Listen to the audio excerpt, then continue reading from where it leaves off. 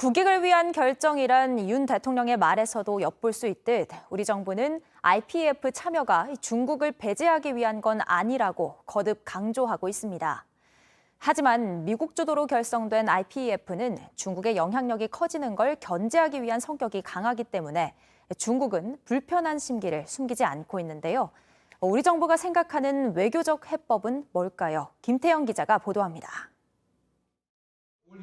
정부는 인도태평양 경제 프레임워크 IPEF 참여가 곧 중국을 배제하는 건 아니란 입장을 재차 밝혔습니다.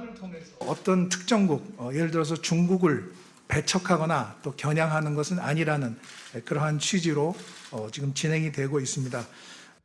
윤석열 대통령도 출근길에 IPEF 참여의 당위성을 강조했습니다. 당연히 참여를 해야 되는 것이고 그 룰을 만들어가는 과정에서 우리가 빠진다고 한다면은 국익에도 피해가 많이 갈 것입니다. 그래서 중국과는 무관한 우리 국익에 따른 결정이란 겁니다. 하지만 IPEF는 미국 주도의 경제협력체로 중국을 견제하기 위한 성격이 짙습니다.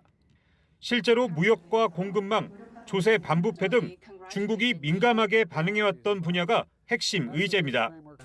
한미 정상이 합의한 공동성명에도 민주주의와 규범에 기반한 국제질서 촉진, 부패 척결과 인권 증진, 그리고 남중국해와 대만 해협에서의 평화와 안정 등 중국을 자극할 만한 문구들이 담겨 있습니다. 이 때문에 기존의 안보는 미국, 경제는 중국이란 전략적 모호성 대신 안보도 경제도 모두 미국이란 새로운 노선의 출발점이란 평가가 나옵니다. 문제는 사실상 중국의 반발이 시작됐고 자칫 보복 조치에 들어갈 우려가 있다는 겁니다. 정부는 한중 FTA 후속 협상을 하고 있고 중국이 주도하는 영내 포괄적 경제 동반자 협정 RCEP에 우리나라도 참여하고 있다는 점을 강조하고 있습니다. 윤 대통령도 미국 CNN 방송과의 인터뷰에서 중국과의 경제 협력을 다시 언급했습니다.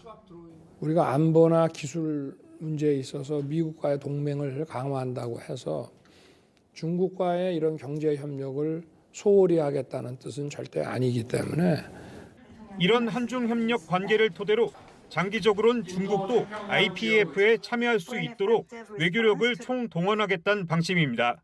JTBC 김태영입니다.